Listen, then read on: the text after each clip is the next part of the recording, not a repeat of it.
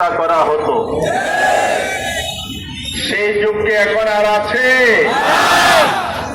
এদেশের ছাত্র জনতা সেই ফ্যাসিবাদী স্বৈরাচারী দানবীয় শক্তিকে বাংলাদেশের জনগণ গণঅভ্যুত্থানের মাধ্যমে বিদায় করেছে।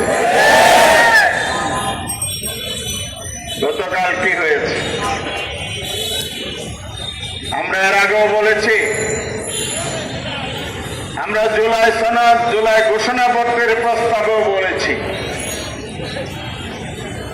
বিগত সরকার, ফ্যাসিবাদী সরকার জাতিসংঘের মানবাধিকারের প্রতিবেদন অনুযায়ী গণহত্যাকারী,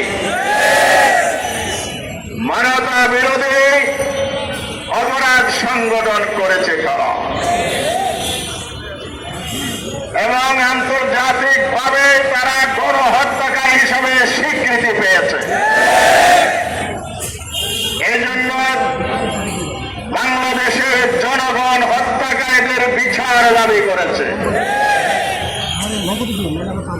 যেখানে গণহত্যাকারী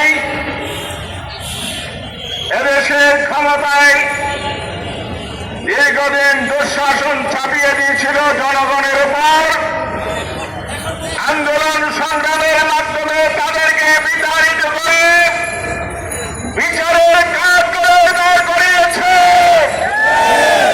আর তাদের দূষণরা কিভাবে রাস্তা বন্ধ করে জানতে চায় সরকারের। হত্যাকারী আর হত্যার সহযোগী একে অপরাধে অপরাধী।